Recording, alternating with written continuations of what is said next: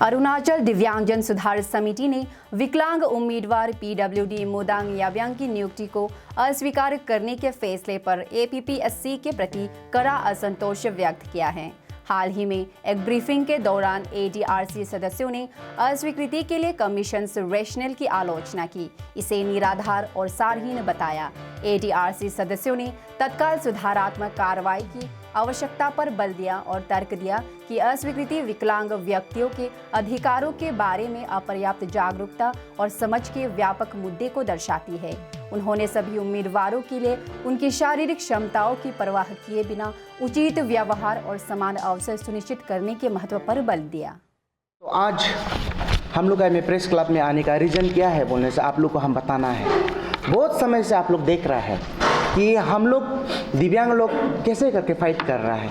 बार बार एक छोटा सा चीज़ को हम लोग जो ऑफिस मेमोरेंडम देते हैं, कुछ करते हैं तो हम लोग आके उसको बताता है, लेकिन आज उसमें भी बहुत सारा आदमी लोग हम लोग को ये मैसेज करता है, ये बोलता है कि जब भी दिखाई देने से भाई आप लोग क्या कर रहा था, आप लोग ये कर रहा था, आप लोग वो कर रहा था। आज आप लोग का हम डिटेल में बता रहा है ये हम लोग मेमोरेंडम देने का तरीका क्या है, क्यों हम लोग दिया है। ये स्वरूप ऐसे दिव्यांग सोसाइटी का मिस मोदांग याब्यांग का केस स्वरूप है क्या ना, आप लोग का अंडरस्टैंडिंग में स्वरूप मिस मोदांग याब्यांग को डिप्राइव हुआ है उसके लिए हम लोग लड़ रहे हैं, आप लोग ये सोच रहा है क्या। लेकिन आज एक क्लियर मैसेज पब्लिक को जाएगा, आज हम लोग क्यों आना पड़ रहा है और किस लिए ये फाइट जो इतना लंबा चल रहा है। ये फाइट जो 2018 में शुरू हुआ है, 2018 में एजुकेशन डिपार्टमेंट का थ्रू से मिस मोदांग याब्यांग ने उसमें देखा था 14 पोस्ट निकला है। 14 पोस्ट निकालते हुए एक भी पीडब्ल्यूडी का रिजर्व नहीं था, तो रिजर्व नहीं होने का वजह से मिस मोदांग याब्यांग ने फाइट किया उसको, किस लिए आप लोग पीडब्ल्यूडी कैटेगरी को डिनाई कर रहा है, डिक्लाइन कर रहा है या आप उसको पोस्ट को क्रिएट नहीं कर रहा है। तो फाइट करने का बाद 2022 में उसका नोटिफिकेशन 2018 का बाद 2022 में देखो इंटरव्यू सेशन शुरू हुआ है। एक long period 4 years more than ना, उसमें जब हुआ है तो उसने एक पोस्ट को क्रिएट कर दिया है। आफ्टर क्रिएटिंग एक पोस्ट मिस मोदांग याब्यांग ने उसको अप्लाई किया है, सब कुछ किया है। करने का बाद 22 में ये चीज़ जो वापस मिस मोदांग याब्यांग को डिस्क्वालीफाई किया गया है, तो फाइट शुरू हुआ है उधर से।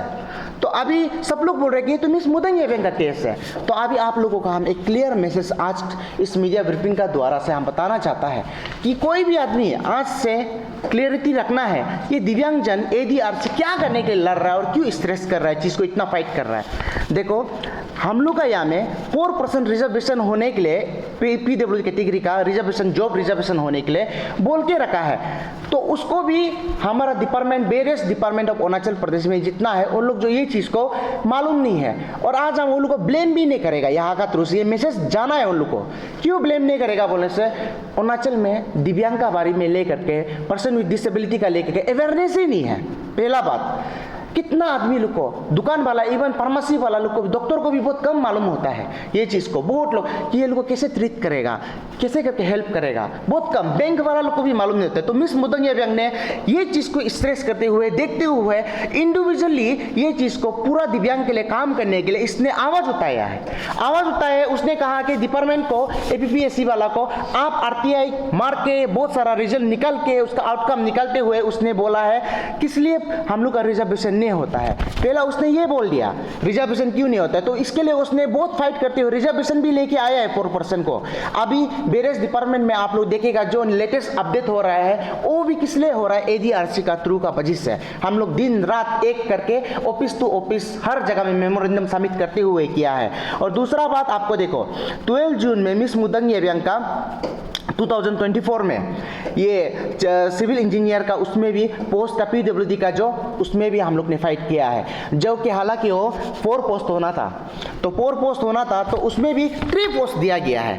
तो देखो अभी आप लोग समझना है हम लोग को हम क्यों शुरू में बोला है मोरल ड्यूटी और अवेयरनेस कम है, क्योंकि आदमी को पता ही नहीं पीडब्ल्यूडी का राइट कैसे होता है। वो बेंच में जो ऑफिसर बैठा हुआ है शायद उसको पीडब्ल्यूडी का ट्रेनिंग शायद उसमें जो बोलता है शायद उसमें नहीं भी मेंशन किया हो, वही का वजह से भी हो सकता है। लेकिन हम ब्लेम नहीं करेगा कि वो लोग नहीं जानते, लेकिन हम लोग देखो क्यों हम लोग बार बार स्ट्रेस कर रहे हैं। अगर आप हम लोग को राइट नहीं देगा तो हम लोग को फाइट करना पड़ेगा।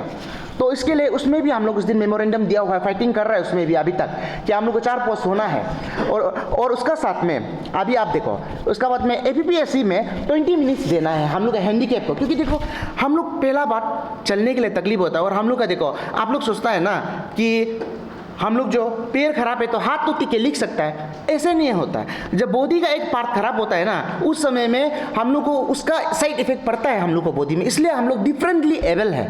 तो आप लोग सोचते हैं हम लोग हैंडीकेप है, हैंडीकेप इज नॉट, हम लोग हैंडीकेप नहीं है, handicap is only in the concept and a term for the mental understanding. जो मटा से हैंडीकेप हो रहा है, हैंडीकेप का पूरा टर्म को आप डिक्शनरी में देखिएगा, आप समझेगा। इसके लिए गवर्नमेंट भी इसको दिव्यांगजन में कॉइन किया है नया नाम। तो 20 मिनट हम लोग को देना है। क्यों हम लोग डिमांड करते हैं? रीजन, हम लोग लिखने के लिए थोड़ा स्लो होता है। हम देखो हाथ से चलता है ना सब कुछ, क्योंकि मेरा तो पैर नहीं है, मिस मोदंग याब्यांग तो पैर से, व्हील चेयर से चलता है, हम हाथ से चलता है। तो ये सब चीज़ में लेकर के हम लोग को टाइम देना है, हम लोग रिक्वेस्ट करते हैं। तो अभी आपका दूसरा बात में देखो, हर किसी का अलग ट्रेजिक एक तो अलग सा कैटेगरी होता है, उसको हम लोग समझाया। और उसका बाद में आप लोग को पकड़ो ये मिस मोदंग याब्यांग का जो पोस्ट लेक्चरर का जो उसमें निकला है, एलोकेशन निकला है, ये चीज़ को लेके हम लोग बार बार किस लिए स्ट्रेस कर रहा है? क्योंकि मिस मोदंग याब्यांग का इसमें अनजस्टिस होने का सबसे बड़ा रीज़न क्या है? अभी आप लोग मेरा बात से समझ ही रहा होगा कि इसने PWD का, दिव्यांगजन का जो राइट है उसको एम्पावर किया है, उसको पब्लिक डोमेन में रखा है। और अभी इसका थ्रू से, इसका वजह से, इसका कारण से पूरा दिव्यांग सोसाइटी लोग अपना अपना हक को मांग रहा है। हम लोग पढ़ा लिखा है, हम लोग को दो अपना राइट। तो यही चलते हुए मिस मोदंग याब्यांग को ऐसा नेग्लिजेंस कर दिया है, ऐसा डिप्राइव कर दिया है कि ये अभी कैसे करके अपना जॉब को हासिल करेगा, उसके लिए हम लोग फाइट चल रहा है। कि क्या अरुणाचल में हम लोग अपना हक को जो लड़ता है, जो अच्छा बात करता है, जो समाज के लिए परिवर्तन चाहता है, वो फाइट करने वाला को इस तरह से डिप्राइव होना है क्या? तो हम लोग ये क्वेश्चन कर रहा है, क्वेश्चन है गवर्नमेंट से भी, इवन कमिश्नर से भी। और उसका बाद में आपको हम बताते हैं मिस मोदंग याब्यांग का जो उसका राइट है ना, राइट में fundamental rights to acquire government employment under article 16 para 1, उसके लिए तो ये अपना राइट के लड़ रहा है ना, उसका गवर्नमेंट जॉब होने के लिए। और साथ ही साथ में and right to livelihood article 21 of constitution of India, तो उसका जिंदगी जीने का भी, उसका भी तो हक है। क्या हम लोग ये सोसाइटी का, अरुणाचल का पार्ट नहीं है क्या? हम लोग दिव्यांग होने से भी, हम लोग भी तो इसी समाज का है, हम लोग भी तो इंडियन है। और अरुणाचल का है, ST है, हम लोग शेड्यूल ट्राइब है, हम लोग का भी तो हक है ना। तो इसके लिए हम लोग बार बार बोलना पड़ रहा है कि हम लोग को हेल्प करो, हम लोग को सपोर्ट करो। और आप दूसरा बात, कमिश्नर से जो हम लोग को रिप्लाई दिया था, कितना तारीख में था,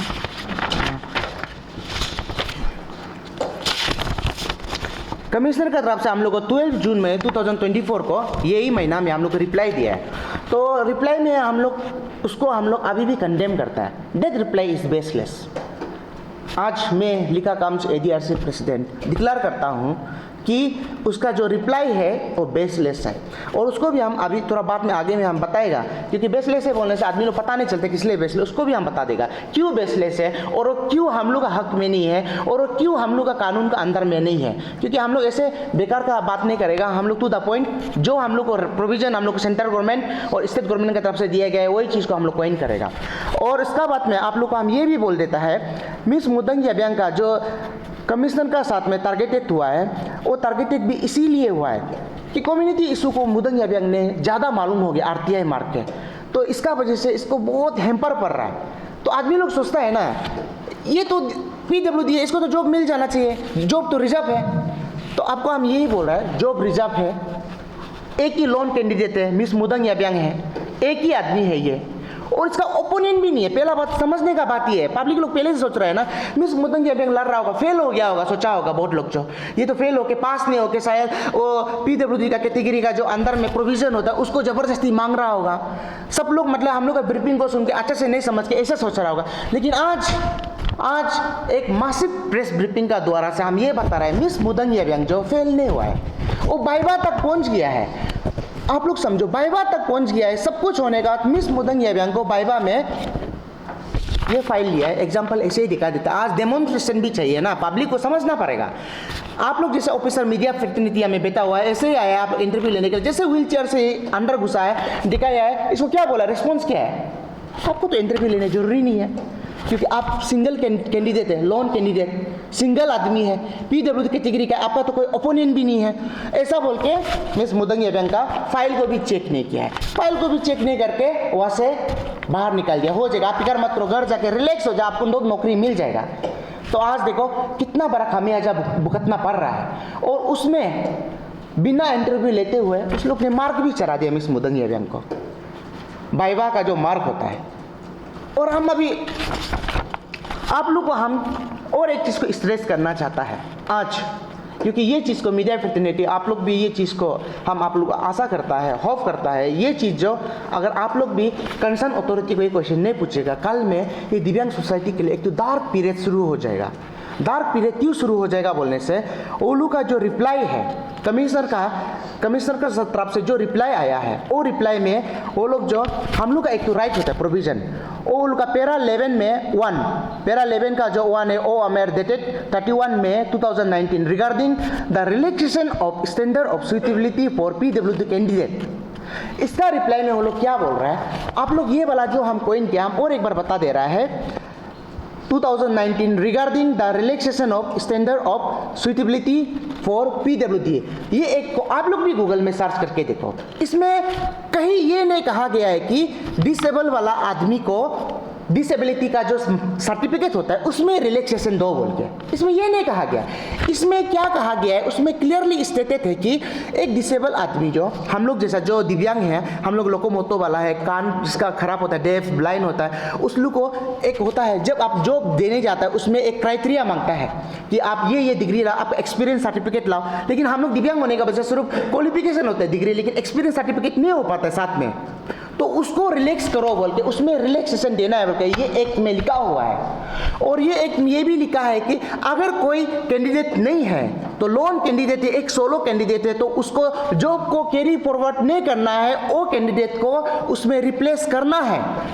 जब वो एक्ट में लिखा हुआ है, कानून में दिया गया है, तो कमिश्नर का रिप्लाई में क्या दिया है कि उसने कहा हम लोग कोई रिलैक्सेशन ऑफ मार्क नहीं देगा, कोई रिलैक्सेशन ऑफ डिग्री नहीं देगा, हम लोग रिलैक्सेशन देने से देगा तो आपका डिग्री ऑफ डिसेबिलिटी जो आपका सर्टिफिकेट जो हमको मिलता है गवर्नमेंट का तरफ से जो हॉस्पिटल में मिलता है ना, उसको देगा बोला है। तो अब ये टोटली इलॉजिकल है। कल में देखो कोई भी बच्चा कोई भी स्टूडेंट पढ़ के आएगा तो उसको बोलेगा नहीं आप हम जैसे कि हम अभी 45% एग्जाम्पल बता दे रहे हैं, आज हम 45% है और एक तो 40% आया है, तो क्या है मेरा मार्क थोड़ा से कम है, वो तो डिसेबल थोड़ा से है, तो लेकिन मेरा मार्क थोड़ा से कम होने से हमको भी रिलैक्स करना है, लेकिन हमको छोड़ के वो नीचे वाला जो थोड़ा सा स्वरूप एक अंक थोड़ा सा हल्का से खराब था और हम पूरा फिजिकली डैमेज होके भी वेल एक्सेलेंट होके थोड़ा लिखने में स्लो हो गया, उसका वजह से मेरा मार्क थोड़ा कम हो गया, तो उसमें उसको दे देगा, हमको नहीं देगा। तो इसका मतलब क्या है, इसका मतलब यही है कि आप बराबर दे रहे हैं, आप क्लियरली ये स्टेटमेंट, ये आपका जो आंसर में आप जो हमको रिप्लाई में ये बराबर दे रहे हैं कि आओ माल प्रैक्टिस करने शुरू करो, आओ कोई भी डिसेबल सर्टिफिकेट लो, जेन्युइन वाला डिसेबल को हटा दो। हम इसको क्यों आज खुल के बोल पा रहे हैं, ऐसे लिखा काम से ADRC प्रेसिडेंट, क्योंकि A class job, B class job, media fraternity, आप लोग तो ऑफिस में कितना बार जाता होगा, आप देखा है क्या कोई दिव्यांग जो लोकोमोटो पूरा फिजिकली देखने में विजिबल होता है, उसका पैर व्हीलचेयर से ऑफिस में एक ग्रेड जॉब में बैठ के ऑफिस में काम कर रहा है, देखा है आप लोग? हम भी नहीं देखा है ऐसे दिव्यांग होते हुए। आप लोग शायद हम लोग से ज़्यादा घूमता होगा, आप लोग देखा होगा अरुणाचल स्टेट में है, तो आप लोग उसको भी थोड़ा इंटरव्यू लेके पूछताछ कर दो, हम लोग को भी नॉलेज आ जाओ, क्योंकि हम लोग तो आज तक देखा ही नहीं है। हम लोग को क्या जॉब मिलता है, वो पियोन, पता है ना पियोन लोग क्या करता है, पियोन हम लोग को आओ या ना आओ सीखने का मौका नहीं है, आओ या ना आओ क्या आप दोरमा खा के घर में बैठो, हम लोग सीखने दिल होता है ना, हम लोग को भी आगे बढ़ने दिल होता है। तो ये चीज़ को लेके आज हम बार बार स्ट्रेस कर रहे हैं, ये जो हम लोग का राइट्स है, ये राइट्स को कमिश्नर जो एक गलत ढंग से इंटरप्रिटेशन कर रहा है, और हम कमिश्नर को भी यहाँ से रिक्वेस्ट कर रहा है या मीडिया का थ्रू से कि आपका जो अंडरस्टैंडिंग में आप इसको जौन सा भी आपका लीगल एडवाइजर लोग जो भी इसको लीगल एडवाइजर आपको इंटरप्रेट किया है, आपका पियोन वर्कर जितना आपका अंदर में है, जो भी इसको इंटरप्रेट किया है, उसको आप कोई भी लीगल एडवाइजर को जाके, अरुणाचल में कितना अभी लॉयर हो गया, जाके रिकाउंसलिंग करो, इसको वापस करेक्शन करो, क्योंकि आपका एक रॉन्ग मिसअंडरस्टैंडिंग का वजह से, रॉन्ग इंटरप्रिटेशन का वजह से पूरा दिव्यांग जन को अभी इम्पैक्ट पड़ रहा है। आपका तो अभी हमको ये अंडरस्टैंडिंग में समझ में आ रहा है कि मिस मुदंग याब्यांग को डिप्राइव करने का चक्कर में अभी पूरा स्टेट को भी डिप्राइव हो रहा है इसमें, क्योंकि हम लोग अभी पता चल रहा है तो कि वो लोग अंडरस्टैंडिंग क्या हम लोग का राइट को लेकर, इसके लिए तो इसको नहीं मिला है। नहीं तो अगर वो लोग हम लोग का राइट को दंग से समझता तो मिस मुदंग याब्यांग यहाँ में आराम से हो जाना था। अभी आज मैं वही बताएगा कि पब्लिक सर्विस कमीशन जो है मेरा केस का रिगार्डिंग आप लोग को पहले से पता है, कितना साल से हम ये केस जो पेंडिंग कर रहा है, और इतना हमको डैमेज पहुंचा चुका है, इतना हैरेसमेंट हमको मिल चुका है कि अभी कुछ भी नहीं कर सकता है। इसको जस्टिस कैसे मिलेगा, उसी फाइट में लगा रहने की वजह से मैं अपना पर्सनल लाइफ में भी कहीं में भी कुछ भी पीसफुली फोकस नहीं कर पा रहा है। तो अननेसेसरली पब्लिक सर्विस कमीशन मेरा केस को ड्रैग कर रहा है, जब उसको पता है कि प्रोविजंस है, मल्टीपल रिकमेंडेशन सजेटा department including state commissioner for person with disability judgment और सीएम रिकमेंडेशन, एयर डिपार्टमेंट रिकमेंडेशन मेरा फेवर में लिख चुका है, क्योंकि प्रोविजंस है, जो प्रोविजंस मैं क्लेम कर रहा हूँ, जिस प्रोविज़न का थ्रू से हम एंटाइटल है उस पोस्ट के लिए, जो मेरा राइटफुल पोस्ट है उसको वो मुझे नहीं दे रहा है कमीशन। एक ही चीज़ को बार बार रिपीट करते हुए, वही रिलैक्सेशन ऑफ स्टेटस सुइटेबिलिटी को वो लोग बहुत ही रॉन्गफुली इंटरप्रेट कर रहा और कहता है कि इसमें डिसेबिलिटी में रिलैक्सेशन देना है, जबकि सेंट्रल लॉ में, स्टेट लॉ में मैंडेटरी कराया गया है कि बेंचमार्क डिसेबिलिटी 40% से बिलो वाला को जॉब बेनिफिट अवेल कर ही नहीं सकता है। तो किस तरह से, किस ढंग से और उन लोगों का कौन सा लॉ ऑफिसर ने किस लॉजिक से ये इंटरप्रिटेशन दिया, वो बिल्कुल सही नहीं है और ये पूरा दिव्यांगजन, एंटायर दिव्यांगजन को डिप्राइव करने का स्कोप क्रिएट कर दिया वो जेन्युइन दिव्यांगजन को, और जो लोग एलिजिबल भी नहीं है इस पोस्ट के लिए, लो परसेंटेज ऑफ डिसेबिलिटी के लिए, वो लोगों ने जॉब में एंटाइटल होने का प्रोविज़न क्रिएट करने का कोशिश किया जा रहा है। तो इसलिए ये पूरा एंटायर हम लोग अरुणाचल का दिव्यांगजन का राइट्स को वो किल करने की कोशिश कर रहा है। तो इसी का थ्रू से वो मुझे बार बार इसका इंटरप्रिटेशन में मिसअंडरस्टैंडिंग होके गलत इंटरप्रिटेशन दे के हमको इतना अननेसेसरी लॉन्ग पेंडिंग केस कर दिया।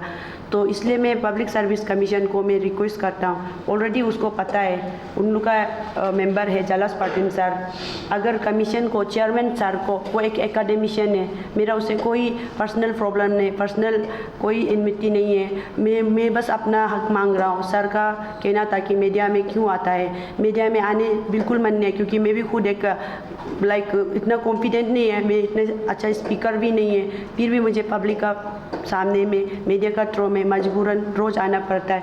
तो वो सिर्फ इसलिए ऐसा हो रहा है बार बार, या तो सर का lake of understanding of relaxation of standard suitability है, या फिर सर जानबूझ के कर रहा है, वो तो मुझे नहीं पता। लेकिन आज भी सर से रिक्वेस्ट है कि रिलैक्सेशन ऑफ स्टैंडर्ड को जिस तरह से आप लोग इंटरप्रेट कर रहे हैं वो गलत है, और वही रिलैक्सेशन ऑफ स्टैंडर्ड सुइटेबिलिटी को उनका ही अपना मेंबर जलास पाटिल सर ने 9 जून 2023 को उन लोगों को पब्लिक सर्विस कमीशन को ऑर्डर पास किया था, जब वो एक जॉइंट सेक्रेटरी ऑफ सजेता था। उन्होंने इतना क्लियरली इसमें मेंशन किया, इसमें कोर्ट जजमेंट भी रेफरेंस लेके, हाई कोर्ट जजमेंट भी है, पर्टिकुलरली उस रिलैक्सेशन ऑफ स्टैंडर्ड सुइटेबिलिटी जहाँ पे ऐसे इंस्टेंसेस दिखाया कि पर्सन विद डिसेबिलिटी को रिलैक्सेशन मार्क्स में दे के उसको पोस्ट दिया जाता है। तो उसी को जलास पाटिल सर ने लिखा है, तो उसी को अगर वो समझ नहीं पा रहा है, अपने मेंबर से वो क्यों अंडरस्टैंडिंग नहीं ले पा रहा है, और एक लॉ ऑफिसर का जहाँ तक इंटरप्रेट करने पर वो क्यों उसका ही बात को मानता है। और सबसे बड़ा क्वेश्चन ये कि वो जो रिपोर्ट जो कमीशन का तरफ से आया है, जो 12 जून 2024 को, ये रिपोर्ट को भी हम लोगों को इतना ऑफिस टू ऑफिस दौड़ा के, कभी बोलता है गवर्नर का पास में से मिलेगा, कभी बोलता है चीफ सेक्रेटरी, कभी बोलता है सजेटा डिपार्टमेंट। तो ऑफिस टू ऑफिस दौड़ने के बाद में, बहुत रिक्वेस्ट करने के बाद में, कमीशन ने हम लोगों को ये रिपोर्ट दे दिया अनविलिंगली, और देने के बाद जब ये रिपोर्ट को देखा है तो इसमें जो भी पॉइंट्स दिया है, 5 पॉइंट्स दिया है उन्होंने कि क्यों हमको ये उन्होंने जॉब में कंसिडर नहीं किया है। तो इसमें जितना भी पॉइंट्स है, पॉइंट ए से लेके यहाँ में ई तक है, और इस पॉइंट में कोई भी एक पॉइंट जो वैलिड नहीं है। 5 पॉइंट में उन्होंने कमीशन ने कहा है कि मेरा केस में 5% रिलैक्सेशन का वायलेशन नहीं हुआ है, और ये कहते हुए वो कहता है कि क्योंकि मेरा केस में 5% इम्प्लीमेंट करने से उन लोग अपना ओन इंटरप्रिटेशन से वो लोग बोलते हैं 2.5 होगा, इसलिए मार्क्स शॉर्टेज पड़ रहा है। इसमें वायलेशन नहीं हुआ है, वो कैसे कह सकते हैं, क्योंकि एक the time of exam itself वो 5% कंसेशन हो जाना चाहिए था। जब इंटरव्यू का टाइम में, जब जनरल कैटेगरी के लिए 50 होता है, तो पर्सन विद डिसेबिलिटी के जो प्रोविजन दिया है इसके हिसाब से उन लोग को एग्जाम का टाइम इटसेल्फ में वो मार्क्स में डिफरेंस होना चाहिए था पर्सन विद डिसेबिलिटी और जनरल कैटेगरी का। फिर भी सर ने कमीशन ने जनरल स्टैंडर्ड पे हम लोगों को कंपटीशन कराया और मेरा तो वाइवा भी नहीं लगाया, वाइवा भी इंटरव्यू भी अच्छा से नहीं लिया। क्यों बोलने से वो लोग तो ऑलरेडी टारगेट था, क्योंकि मैंने इतना साल से 2018 से दिव्यांगजन का पोस्ट क्रिएशन में RTI मार के पोस्ट क्रिएट करता रहा। Various department, power department, education department, आज ये सब क्यों प्रॉपरली 4% रिजर्वेशन फॉलो करता है उनसे, क्योंकि मेरा लगातार office to office governor level तक जाके पर्सन विद डिसेबिलिटी का 4% रिजर्वेशन को इम्प्लीमेंट करने के लिए एफर्ट डालने की वजह से आज वो लोग दे रहा है जो भी प्रोविज़न, और बाकी दिव्यांगजन लोग जो फैसिलिटी अवेल कर पा रहा है। तो इसी के वजह से वो लोग हमको इंटरव्यू में तो टारगेट करके हमको अच्छे से इंटरव्यू भी नहीं लिया है, और इंटरव्यू लेता भी हो तो वो लोग मार्क्स में डिफ्रेंशिएट रखना चाहिए था। जनरल के लिए 50% रखना चाहिए था, PWD के लिए 5 मार्क्स कंसेशन होना चाहिए था। तो इसको वो लोग वायलेट नहीं हुआ है बोलता है कमीशन, ये तो गलत है ना। At the time of interview itself 50 marks होना है बोल के उन लोगों ने रखा है, तो ये तो क्लेम उनका गलत है। फिर उनका कहना है कि उन लोग जो सहायता डिपार्टमेंट का इंटरप्रिटेशन को चैलेंज कर रहे हैं। सहायता डिपार्टमेंट ने 5% रिलैक्सेशन के बारे में लिखा था कि इसका इंटेंशन जो था कि 5 मार्क्स रिडक्शन देना है, 5% ऑफ 100 मार्क्स होना चाहिए था, तो 5% रिडक्शन होने से 45 मार्क्स होता है। पर कमीशन इसमें फिर जिद लगा के वो अपना ओन वे से इंटरप्रेट करके 2.5 रिलैक्सेशन होना है। तो इसीलिए इस केस में इतना अननेसेसरली एम्बिग्यूटी क्रिएट करने के बाद कमीशन का, क्योंकि कमीशन तो ऑथोरिटेटिव बॉडी नहीं है ना इंटरप्रिटेशन को लेके। कमीशन तो एक ऑटोनमस बॉडी जरूर है, पर उसका ड्यूटी ओनली एग्जाम कंडक्ट करने का है। As per rule existing rules of government का पॉलिसीज़ को लेके उसको एग्जाम कंडक्ट करना है। लेकिन कमीशन अननेसेसरली दूसरा डिपार्टमेंट का जो कंसर्न अथॉरिटी जो पर्सन विद डिसेबिलिटी के लिए रूल फ्रेम करते हैं उनका इंटरप्रिटेशन को भी वो चैलेंज कर रहा है, और उसका रूल को भी अपने कन्वीनियंस का हिसाब से इंटरप्रेट कर रहा है। तो ऑटोनमस का पावर तो उस हद तक नहीं है ना कि वो किसी और का रूल फ्रेम किया वाला को भी वो लोग इंटरप्रेट करेगा। तो इसी बात पे ये कमीशन का पास पॉइंट जो बेसलेस हो गया, क्योंकि वो कह रहा है कि यहाँ में कुछ रूल वायलेशन नहीं हुआ है, जबकि इतना ग्रॉस रूल वायलेशन हुआ है।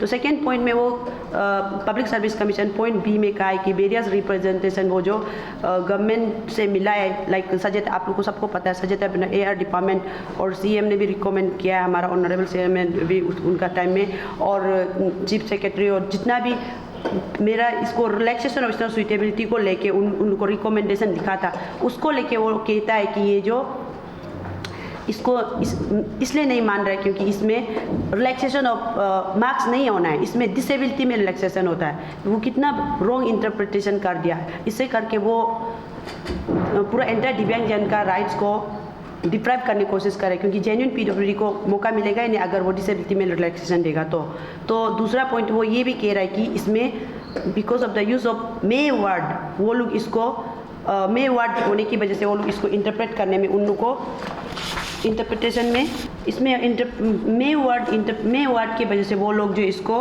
मैंडेटरी नहीं समझता है। तो ये रिलैक्सेशन ऑफ स्टैंडर्ड सुइटेबिलिटी तो जो स्पेशल प्रोविजन है, ये तो इक्विवेलेंट टू दैट प्रोविजन है जहाँ में 1:3 रेशियो जो जनरल कैटेगरी APST के लिए होता है ना, अगर मार्क्स शॉर्टेज होने से भी 1:3 रेशियो मेंटेन करने के लिए जितना भी कम मार्क्स हो उसको इंटरव्यू के लिए बुलाना है। तो उसमें मार्क्स का लिमिट ही नहीं है। इवन कमीशन का खुद का किया वाला उन लोग का इंस्टेंस है, एक कमिटी रिपोर्ट है 2018 में, जिसमें वो कुछ नंबर्स ऑफ PWD कैंडिडेट को मार्क्स शॉर्टेज होने पर वो लोग 1:3 रेशियो मेंटेन करने के लिए अप टू 10 मार्क्स भी रिलैक्सेशन दिया है।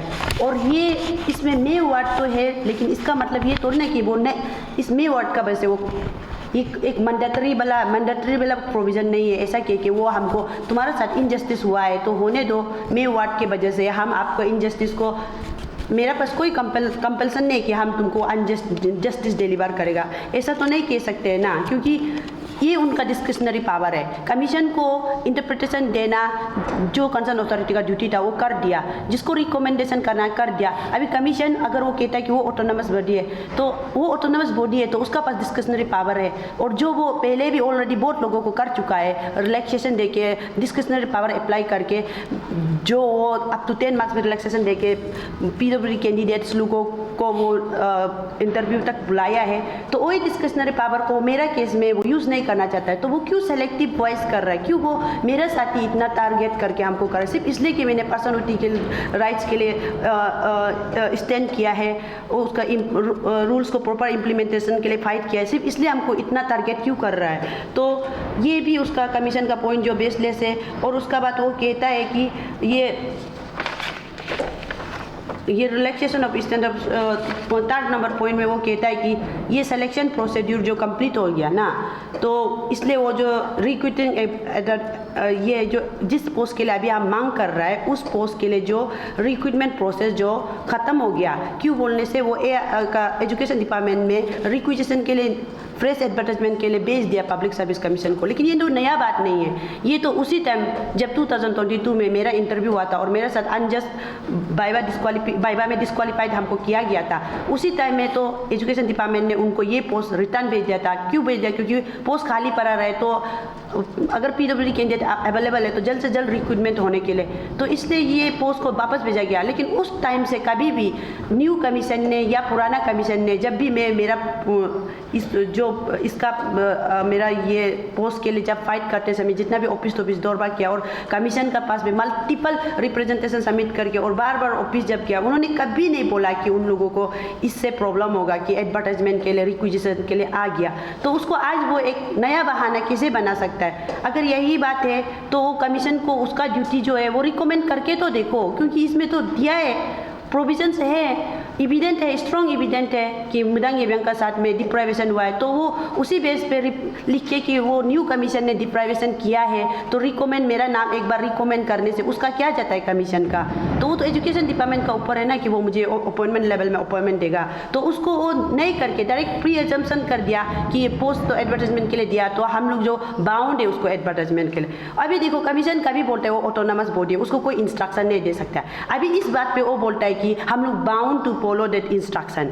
तो कभी वो बोलता है कि हम ऑटोनोमस बॉडी है, वो जो सचेता डिपार्टमेंट, जो वेरियस डिपार्टमेंट जो मेरे लिए रिकमेंडेशन है उसको बाउंड नहीं ओबे करने का बोलता है। और अभी वो एजुकेशन डिपार्टमेंट कर रही है एडवर्टाइजमेंट बिला वाला को वो बाउंड है बोलता है। तो कमीशन कभी अपना आपको ऑटोनोमस बोलता है, कभी बोलता है कि वो बाउंड है। तो फिर क्या करना चाहता है वो? पर्टिकुलरली हमको क्यों इतना टारगेट कर रहा है? वो चाहे उसका पास पावर होते हुए, डिस्क्रिशनरी पावर होते हुए वो हमको नहीं देगा बोल के कर रहा है, वो बाय चॉइस वो लोग हमको नहीं देना चाह के कर रहा है। तो इसलिए पॉइंट नंबर डी में वो कंसर्न पब्लिक सर्विस कमीशन ने जो स्टेटमेंट दिया है कि जो कंसर्न एग्जामिनेशन जो था, जो मेरा लेक्चरर पोस्ट के लिए जो कंसर्न एग्जामिनेशन हुआ था, वो जो किसका अंडर हुआ था? Under the APPSC conduct of examination guidelines 2007, और उसमें प्रोविजन फॉर रिट्रोस्पेक्टिव इफेक्ट नहीं दिया था।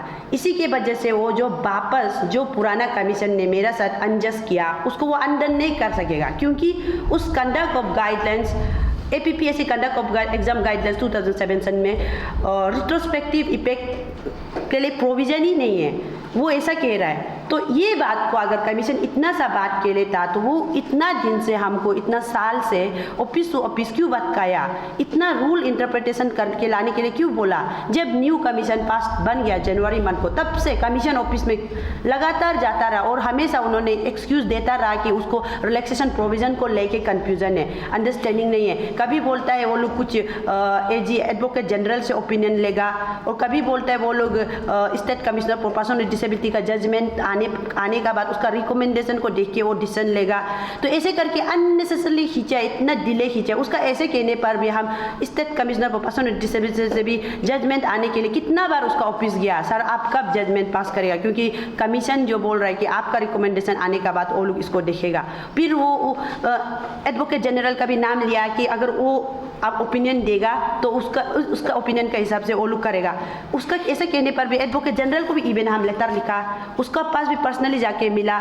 तो अभी ये सब करने का बाद में हमको इधर ऑफिस टू ऑफिस कहाँ भटकाने का बाद, रूल इंटरप्रिटेशन में मेन प्रॉब्लम है बोल के इतना बहानाबाजी करने का बाद, जब रूल जब मेरा फेवर में इंटरप्रेट हो गया और प्रोविजन है बोल के प्रूव हो गया, तो लास्ट में वो ये कहता है कि वो conduct of guidelines APPSC conduct of examination guidelines 2017 में रिट्रोस्पेक्टिव इफेक्ट नहीं था, इसलिए वो मेरा केस को कंसिडर नहीं करेगा।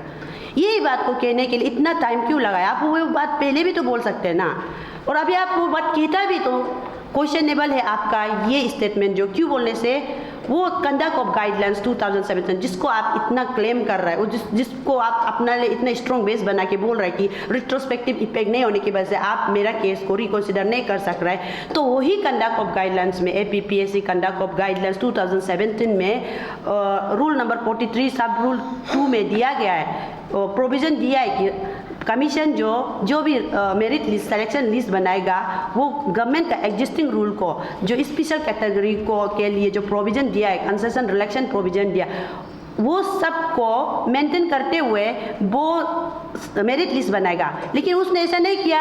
At the time of interview उन्होंने डायरेक्ट जनरल कैटेगरी लगा दिया 50% सबके लिए ओवरऑल, चाहे डिसेबल हो या ज़्यादा APSC भी हो, APST कैंडिडेट हो या जनरल कैंडिडेट हो, सबके लिए 50% मार्क्स लगा दिया। जो down trodden section of society specially like person with disability के लिए अपलिफ्ट करने के लिए आपने जो प्रोविजन गवर्नमेंट ने बना के रखा है रिलैक्सेशन, उसको तो आप मेंटेन नहीं किया।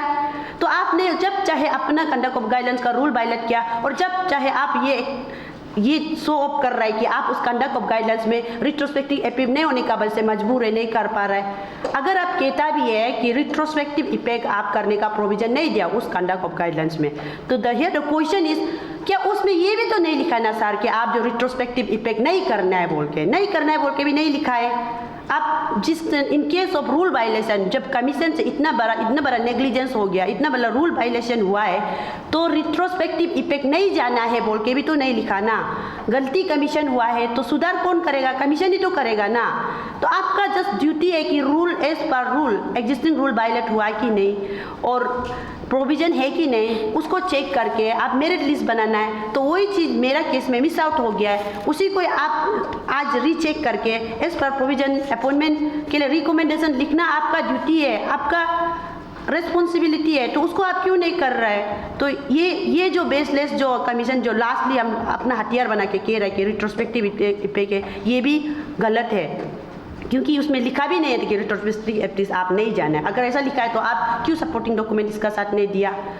उसके बाद में लास्ट पॉइंट वो जो पब्लिक सर्विस कमीशन जो दिया है कि अरुणाचल पब्लिक सर्विस कमीशन जो एक ऑटोनोमस बॉडी है, इसलिए वो जो किसी का रिकमेंडेशन नहीं मानना है। जैसे रिसेंटली जो सचेता डिपार्टमेंट ने मेरे लिए ऑर्डर पास किया था 18 मार्च 2024 में कि मेरा केस को उन लोगों ने हियरिंग भी कंडक्ट किया और प्रॉपरली ऑब्जर्व करके पाया गया कि रूल वायलेट हुआ है और डिप्राइवेशन हुआ है in case of miss Madang Yabyang and as per relaxation of provision she is fully entitled for the post बोल के उन लोगों ने उसको रिकमेंडेशन दिया है। अगर आप इसको अपॉइंटमेंट नहीं देते हैं एज पर दैट प्रोविजन, आप लोग रूल वायलेशन हो रहा है बोल के उनको दिया है रिकमेंडेशन, तो पब्लिक सर्विस कमीशन खुद को ऑटोनोमस है बोल के अपना ऑटोनोमस पावर का मिस यूज़ कर रहा है। वो कहता है कि हम किसी का रिकमेंडेशन को सुनने के लिए बाउंड नहीं है। आप बाउंड नहीं है, लेकिन आप रिस्पॉन्सिबल है रूल को फॉलो करने के लिए, क्योंकि रिक्रूटिंग एजेंसी का ड्यूटी यही है कि वो एज पर गवर्नमेंट प्रोविजन जो वो लोग रूल रेगुलेशन प्रोवाइड करते हैं उसका हिसाब से आप एग्जाम कंडक्ट करना है। आपको ऑटोनोमस बॉडी इसलिए बनाया ताकि आपको कोई मल प्रैक्टिसेस से आपको इन्फ्लुएंस ना पड़े, आपको पावरफुल लोगों से इन्फ्लुएंस ना पड़े, आपको पॉलिटिकल पावर से इन्फ्लुएंस ना पड़े, आप उसको मेरिट बेसिस में एग्जाम कंडक्ट कर सके, इसके लिए आपको ऑटोनोमस बॉडी बनाया। लेकिन आप अपना ऑटोनोमस बॉडी होने का इतना मतलब प्राउड दिखा के, गमन दिखा के ये कहता है कि कोई हमको रिकमेंड नहीं कर सकता है। तो रूल इंटरप्रेट करना इज नॉट योर ड्यूटी।